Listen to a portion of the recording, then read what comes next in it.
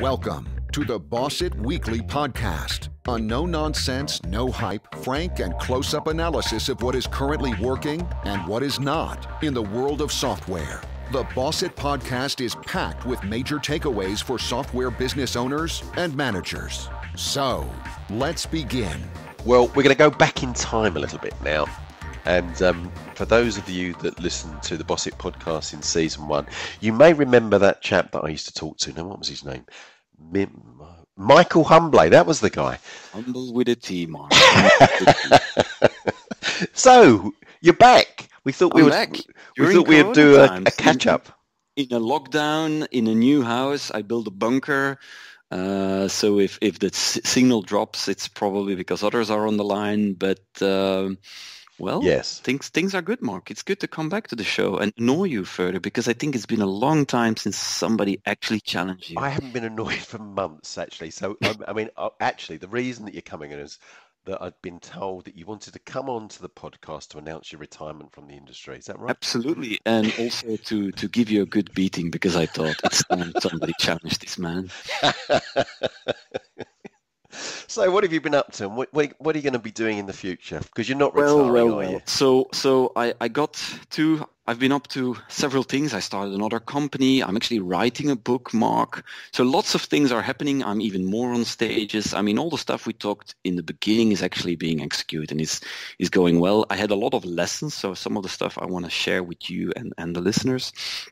And also I want to go back to something that I used to say completely in the beginning, which is all about how do you do stuff? How do you build a machine? How can you if you have a business currently, how can you transform it? I mean, because I would come in, I would make a plan, and then I would leave, and then I would look back at the business 3-4 months later, and I thought nothing happened. Yeah. And then customers would say stuff like, yeah, but Michael, it's difficult. And I said, well, hello.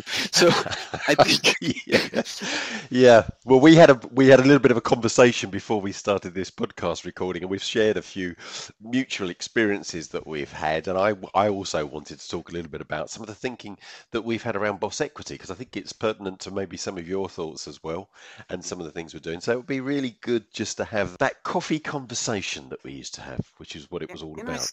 Can I start with, I'm writing a book, and I always thought about writing a book about sales. And while I'm on stage and I had this publisher in front of me and I'm doing this story, and I'm doing the sales story. And of course, Mark, everybody smiles, claps, they cheer. Yeah. This is the reality, is it? Not just you when you're dreaming about it. And I'm doing the story, and at a certain stage, I did the sales stuff. At a certain stage, I started explaining. I said I got a deep insight in how to change things differently, and I saw the whole room literally open. I mean, you see the pupils of their eyes widening, and it went very quiet. And then the publisher walked up to me and said, "Forget the sales book. You got to write about this." So the book is going to be named "Nobody Knows You," and how do you fix your biggest challenge to scale your business, right? To scale a part of the business, the entire business. So I wanna explain you very simple, 2-minute concept of the book. And the book starts actually. The story starts here. That is going to be the title, is it? Nobody Knows You. Yeah. Super. And I have to start talking about it because otherwise I'll never write it. I'll never finish it, right? So people need to know in September it's going to be there. So right, that's September 2020. Yeah. Nobody Knows You. Let me just put it into my diary now because I'm going to be sending you an email to get a copy, all right? So do you know how the publisher forced me actually to do it? Because I said, yeah, we're going to do it. And then suddenly I got an email saying, Michael, okay, it's confirmed. There is a big event in September, if it still goes through with Corona, but there is a big event. Yes. And you have the first keynote talking about the book. And they already published my face, the name of the book, and there's 800 people coming to that. So I have to have it ready. Wow. Yeah, that's great though, isn't it? That's a good way of doing things, is to put a deadline on it. And also, you do realise that COVID-19 is the ultimate excuse buster. You have no excuses for not having that book done because you've got so much more time on your hands. But it's not true. Actually, I have more business than before. It's crazy. And things shift. The one shift I see dramatic is because everybody goes online. I've been always working from home a lot. Suddenly, I'm dragged from call to everybody thinks, half an hour, 10 minutes. It's driving me. So I have experienced that as well, actually. I've noticed that to a certain extent, the days are more intensive because you don't get the breaks in between. I'm going from call to call at the moment. And I think I rearranged But we still miss the travel. We haven't got the travel. I rearranged the day. Here is a productivity tip. I realized that in the morning, I'm actually at my thinking peak, my creative peak. So what I do is in the morning now, I make stuff. I lock myself down. I kill the internet. I kill everything. I want to say kill the kids. No, I put them That's a big string. They're noisy. And I make stuff, which is hard, right? I make things. PowerPoints, writing, doesn't matter. I do that. And in the afternoon, in a more relaxed way, I'll start calling. So this is 10:30 in the morning for me. So what you're saying is this is you at your best? You You knew you were going to get a hard time today, didn't you? You really knew that before coming on. So can I pull you back to focus to the lesson, Mark, because you're kind of deviating here. So let's talk about your book then. So what most companies do is there's a number that came back when I was doing all the sales stuff. Yep. It's a number that comes back all the time, and it's 2%. And 2% for me is the conversion ratio. If you go out in the world and you say, I have a product or I'm selling a service, it doesn't matter, you're selling something, yes, you will have a 2% conversion. In essence, you're tapping into the people that their house is burning, and you're on by accident with your complete cold outreach, you stumble upon somebody, their house is burning, you say, hey, I'm selling a fire extinguisher, and they buy it. Right? So the potential for me is not the 2%, because what you see now, if you keep doing the same traditional cold outreach, which means LinkedIn calling, all the combination of cold outreach, and you do it the classic way by talking about yourself, you will actually have 2%. And what you see now the last 2-3 years is that actually the 2% is kind of being cannibalized, and it's going to 1.5, 1.6.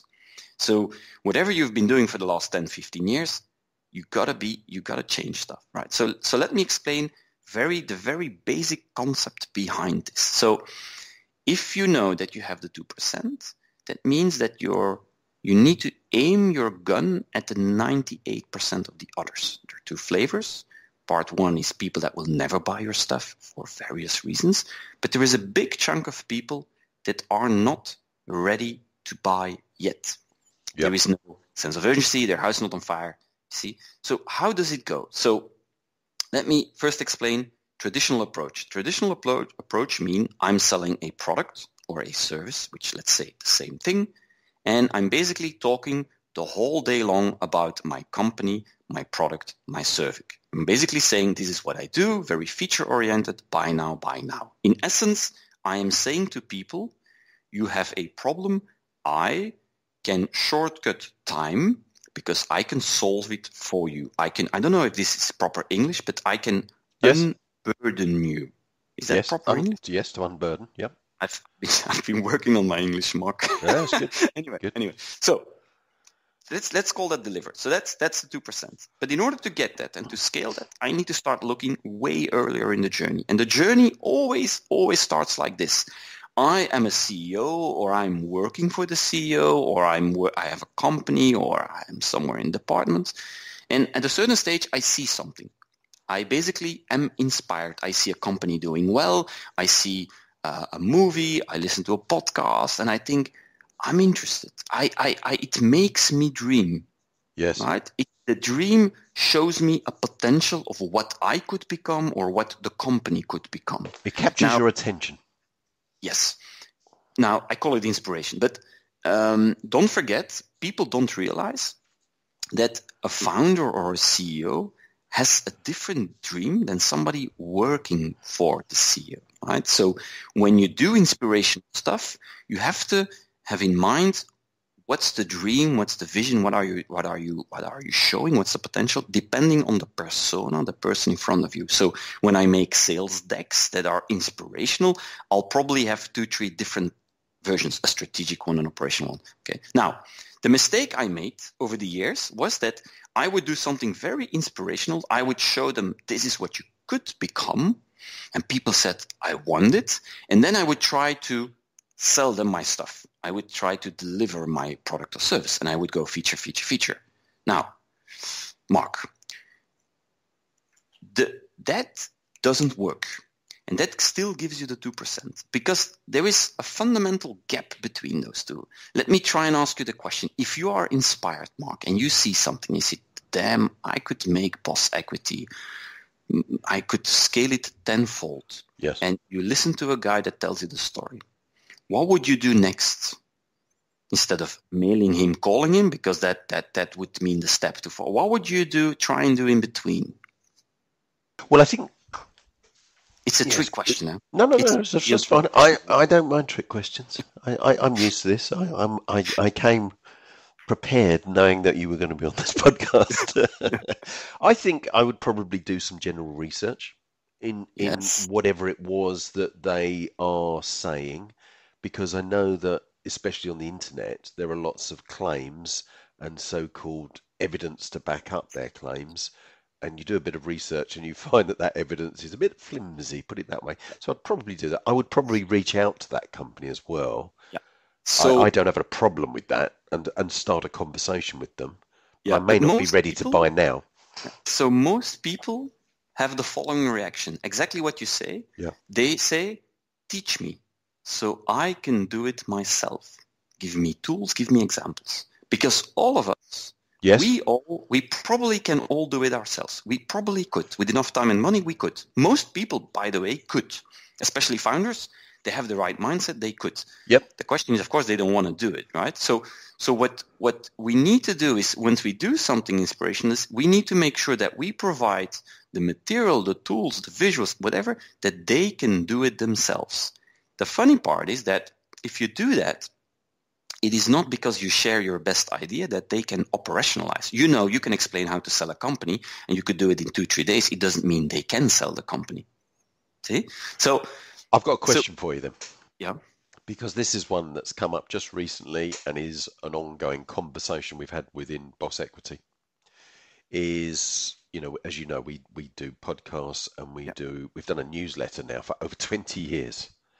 God, and it's one of the longest ones, out there going. And we put in articles and we put a lot of what we believe valuable information. So internally, the conversation has been, we've got good readership. We've got people that have been reading this. I spoke to somebody a little while ago. They've been reading it for 20 years. But I've had a few people say to me, we get lots of people reading it, but they're not necessarily buying it. They're all over. They're absorbing the information. But what about those people who just absorb it, take it in? Good. Hang on. Perfect question. So when you do this, you teach, you give them tools and examples. Yeah. What happens is two options. One, you become de facto the expert, the trusted person. That's one. And a lot of people that consume this content, they will take it. I call them the data collectors, and they make them smart, and they go post stuff like it's their own idea. And I don't care. I used to care. I don't care anymore, because I realized one thing. At the end of the day, apart people sitting there, when the house starts smoking or starts getting into fire, you will be the first one to turn to. So it means that you've just reversed your funnel. That's one. Two, a lot of the people that just consume content, they will become your ambassadors. That's because they consume you, and they'll say, but I'm never going to sell my company. But Mark, I've been reading that newsletter. See? So you create ambassadorship and fans. And I believe, if you think about this, that purely a content strategy, whatever you produce, it should either be inspirational and educational, and you shouldn't talk about yourself. You should only give tools, examples, all that stuff, and you'll see that you from a marketing point of view, you will increase massively your front funnel, as they call. But I've seen it. I've done it in several companies now, and I can give you endless examples where suddenly the sales funnel completely started flipping. People started coming, and you could raise your price. You could balance this way much nicer. But there's not a lot of companies that are used to doing this. If you, for instance, take one of the two best examples now in the world, HubSpot, for instance, they only focus their whole machine on inspiration educational. And what they'll do is you go to their website, and there's this thing that pops up, and it says, hey, do you want to learn more about the product, or how to... And then the second thing they say is, do you want to learn how to sell better? We have a free university. And you guess what most people click. But that's exactly this one. Drift, for instance, drift.com does the same. They had 24,000 customers last year. Yeah. They do exactly the same. They books and these books, and I mean, and it works really well. So let me summarize it, Mark, because then I want to go into a bit more detail on how to do something. So the journey starts with inspiration. People, depending on the role you're in, see the potential. They all think they can do it themselves, so they want to learn. So it should be you giving parts of that material.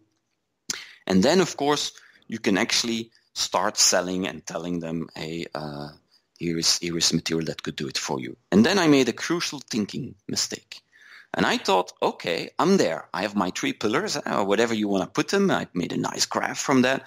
And then I realized that there is one human element to this thing that I completely underestimated. And it's people love to touch things. People love to see things. It's not only a video. People want the experience. And if they get the experience, they will never forget. So how do you give them that experience? Yeah. So for instance, what I do on a stage is I will do a really show. I do a show. Video stuff happens. I'll have a slide. I will be talking. Suddenly I'll be quiet and I have a slide completely black that says stop. So I built my experience into my speeches. And I'll build, for instance, this is consultancy. I'll also build my experience into when I do my first meeting. So when I do my first meeting, I leave them like a canvas. I leave them a book, something. I leave them stuff. They can do it themselves. And I said, listen, I sometimes say it here. Try it yourself. And they always come back, Mark. Always. Yeah. That's one example, depending on the product you sell. So if you're into software, it's something else. If you're into products, real products, software is also a product, but I mean like stuff you can hold. It really has, there's a very good book about it, and it's called give me 1 second, I'm going to grab it because it's next to my desk. 1 second, I'm going to grab it. Yep. It is called The Experience Economy. Who's that by? James Gilmore. And it explains, it only goes into detail of this experience part, and it's very impressive. And he gives you like hundreds of examples. He starts explaining, for instance, the first thinking exercise, which I love, is imagine you have a customer coming to your office and you charge him £50. What would you do so that prospect or customer, when he walks out and has given you £50, that he would walk out and say, man, that is £50 well spent. If you start thinking like that, you start thinking in true experience. Yeah. See? And I really like the thinking idea. It's crazy to ask to do that, of course. But if you think about Euro Disney and you think about all these theme parks, and that's what they sell. Huh? They only sell experience. So how can we get that into the B2B world? Again, it's a B2C technique injected into B2B. And I believe mixing that wins. Tell me a little bit more about what you call inspirational marketing, because if we talk about the subject of content marketing, I mean, if you do a search on Google now and put in content marketing, you will be bombarded. Everyone's talking about content marketing. And I believe the vast majority, it doesn't work because they don't understand it. They don't know how to make it work. And they become they become a social media slave, just creating content and sending it out. So first thing I want to talk about something which is what most companies do wrong, is that the big question, of course, is, Mark, is who should this inspiration educational content be from? Is it the company or is it the people within the company? I've seen that the trend now, I mean, the thing I would do is what's called building thought leadership. You have within the company lots of people that have an enormous amount of experience and expertise, and I think you should share that to the public. So you take some individuals and you start sharing from out of these individuals, because start sharing expertise and knowledge. Including being able to communicate the personality of those individuals? Exactly. So it's hard not to be you. Yes. And that's what people get completely wrong. So when I did my first YouTube shows and I was on stage, I tried to be this, I saw some gurus in sales and I tried to be like, I need to be like these guys. I need to be on one end very serious, or I need to be very screamy American. Oh, yeah. And I learned, and my girlfriend kept saying to me, Michael, you make stupid jokes all the time. You should be you. And I'm like, okay, so I tried. Yeah, make those stupid jokes. But sometimes they're really wrong, Mark. I sometimes get into trouble with stuff, so I have to be careful. So That's right, but then that's life, isn't it? that's life. Yeah. I had the first lady ever complaining just before COVID started hitting. I was doing like once a week on a stage, and I had a lady said official complaints. She said this man says really really angry stuff. But I mean, I think you're a fan of Ricky Gervais, aren't you? Yeah. But that's a very special humor. It is, also. but one of his saying is, just because you're offended doesn't mean that you're right. And I think there's a lot of truth in that. I learned with the Dutch. I was running a Dutch. Is important. I was running a Dutch team. Your colleague Geert will love this one. I was running a Dutch sales team. So I entered the room and we had 20 sales guys sitting there. And it took me a while to realize, and this is a cultural difference between Belgium being a bit more French, let's say, like that in their culture. Yeah. So what happened is I realized that it is not because you shout the loudest that you are right. That was your observation, was it, from their meeting? In the beginning, I thought this guy was claiming, and I thought, okay, yeah, he's so sure he must be right? And then I started figuring it out. It's completely, he just how do you say, he put the layer on top of his insecurity, and it just said, well, if I shout, I'll get it. So I really learned to, if people start going at me, I'm like, okay, so what's wrong here? Yes. Understanding what's going on beneath that. I see that a lot, and I think you have to be a bit of a psychologist, I think, in this game to understand. And I've experienced it in the last few days of somebody objecting to new ideas because they were so invested in the old ideas. Yeah. That's a big problem.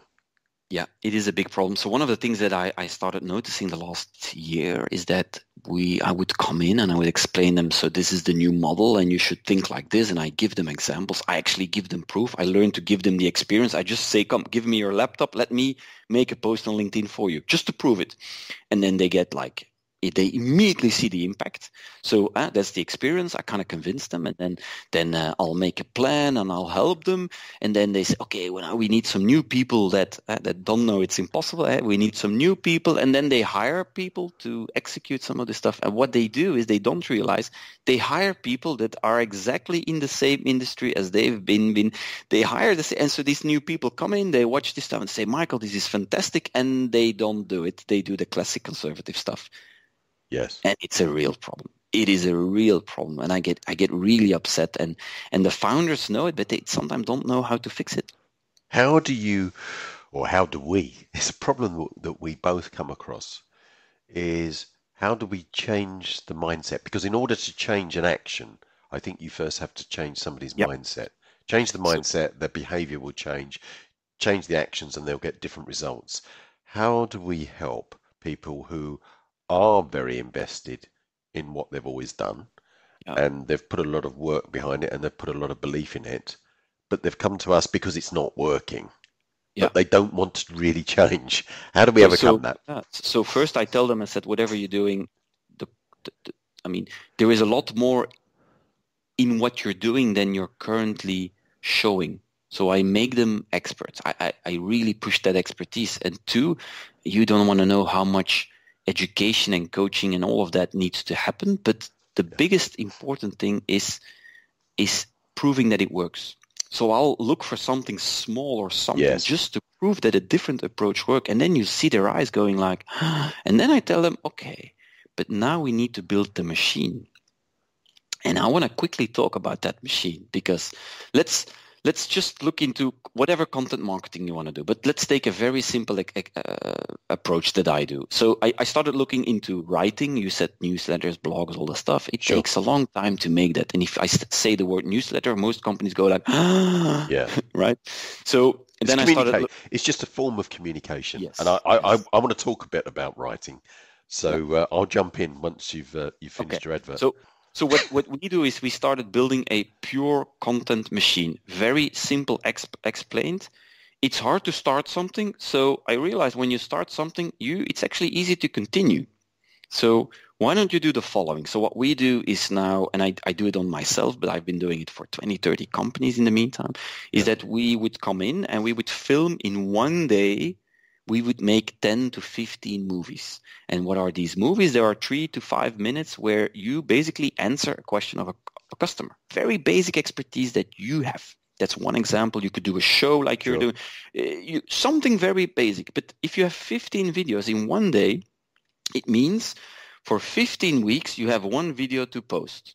And what you can do is once you have the video, you also have still image, meaning you have pictures, right? Yeah. So you can use them again. And then what I do is I extract the audio file, which then can give you a podcast. Yeah. And then what I do is I'll basically... Convert to text. Yeah, I'll revert it to text. And then from the text, I either make a blog or I sometimes will put it in a mini booklet.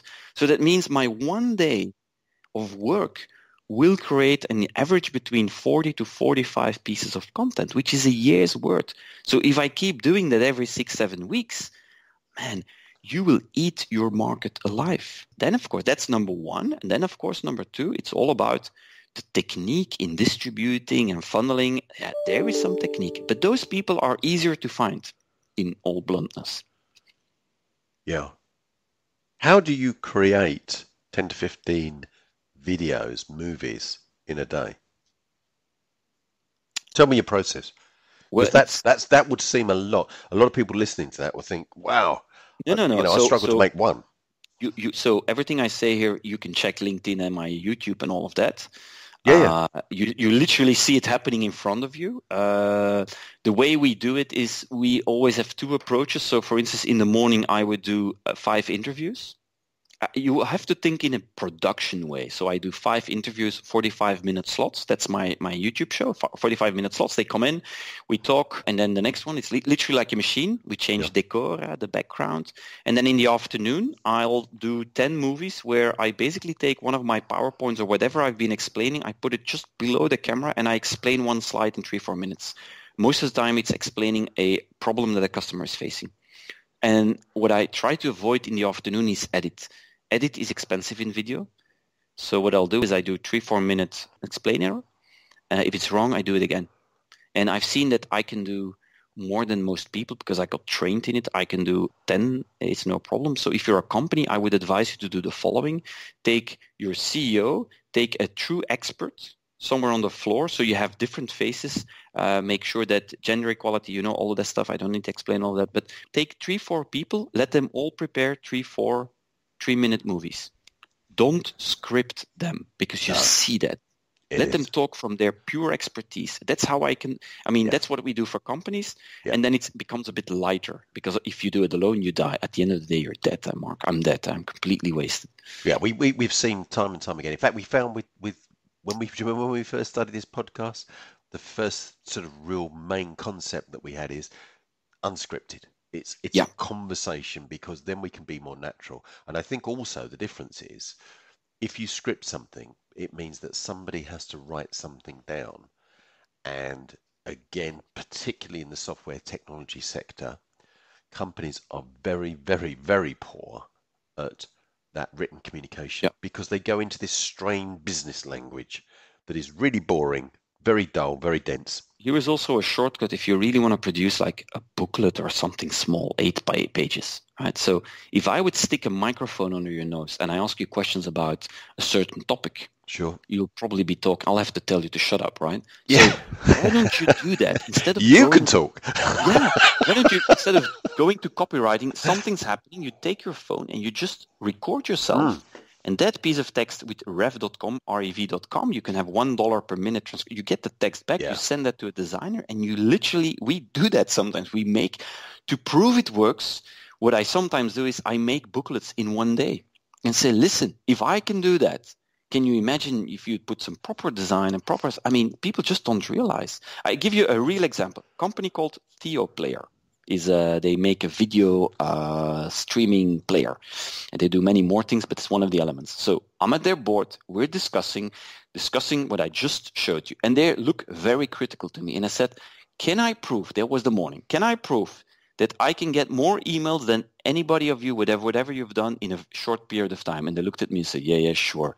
So I said, okay. I walked out. I looked at their blog. One of the blog pieces had way more views than all the rest. Yes. So I said, we just take the blog. We basically flipped it into let's say into 6-7 pages. We call it a book. And then I asked the designer, make it look, the 6 pages, like a real book. Yes. And I showed her how to do it. Title and you need a subtitle, because a subtitle aims the gun. For instance, if you say, I'm going to do, this is a really cheap title, but let's say The Secrets Behind Content Marketing. And then a subtitle, you aim the gun. You say, we asked 32 CMOs about their strategies. Here is what we learned. Now, try not to click on that one. Right? Yeah. You will click on that one. So I went back in. An hour later, still during the board, we had a pop-up on the main landing page with the booklet, with that title. Download it here. And in the afternoon, 4 hours later, we had 52 emails. Right? So this stuff works. Yeah. But what you need to build, what everybody forgets, it's always the same thing. They have the best product, and it's always what you need to build is what they say in French, the façade. You got to build a better front. That's the first thing you got to fix. Build a better front, and it's not you, it's them. Yes. I think we've been saying this from episode 1, Mark. No, I think we haven't. I think you've made some good points here. I see some continual themes in what you're doing, and I think the other one here is about move fast. And the one of the things that I would point out, again, software tech people, the typical sort of person that you get, they're very analytical, they're very well educated, and they love to analyze. And what you're talking about actually is not about that logical, it's about emotional. You were talking about inspirational marketing. And that's about emotion and getting people to buy into it. And that's what marketing's about. And that's why soft tech is so bad. It gives you data. Because you don't know if it's going to work. You can think 3 months about something. Exactly. Just try one or two. And you see immediately, like I said to the guys, with COVID, do a webinar. Like, no. And I just took a picture. I spent a lot of time in the title. I made a nice title. I just threw it out there. And we had like 80 subscriptions in 2 days. I mean, I said, and we'll fix the content later, right? Move. Absolutely. I get, at the moment, I'm getting lots and lots of questions saying, how is COVID affecting M&A? And I'm saying, well, it's not been around that long for me to really make an analysis. All I can say to you is we're busier than ever at the moment. Will that continue next week? I don't know. And that's the truth. I think in M&A, COVID will give some very interesting opportunities. Oh, we are busier than ever, but that's over sort of 2.5 weeks now. Who knows? Who knows? Next week it could go completely dead. We've got theories as to what's happening and why we're seeing it's busier. But they're just theories. We think that people are doing less traveling and they've got a bit more time and perhaps they're slowing down. I think that this sort of self-isolation means that people who have very busy minds and would typically be working in their business might be slowing up a bit, doing a little bit more thinking and working on their business. And that seems to create opportunities because at the moment we're getting buyers coming to us. We're getting offers on companies that we're representing, but we're also getting companies that we've spoken to 18 months ago coming back to us, companies actually that were at some of those seminars that you were part of.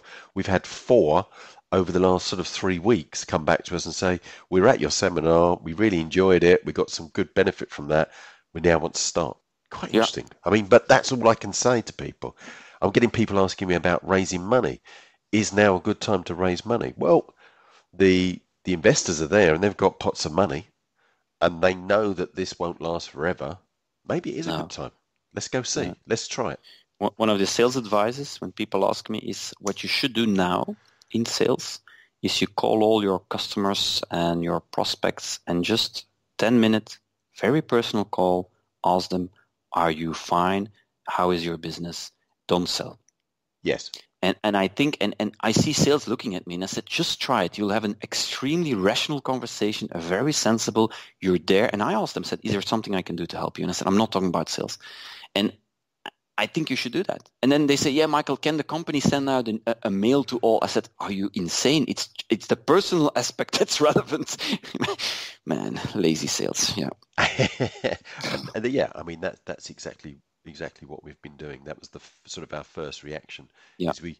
I think the thing that I definitely do know is that in these sort of more trying times or in times of an economic downturn, the thing that has been proven over decades is that those companies that continually communicate with their market do the best. They do the best during that downturn, but most importantly, they get that accelerated effect as you come out of it. So communicate. I'm gonna have to bring things to a close here because we've been talking nearly 36 minutes, which is pretty typical. So, but thank you for joining. It's been interesting to get you back. I've enjoyed taking the mickey out of you. And, you behaved, Mark. You behaved. I wasn't too bad, was I? Well, so thank you very much for that. So this has been a Michael Humblet infomercial for you all, and your new normal service of the Boss It podcast will be resumed very shortly. Thank you for listening. Thank you.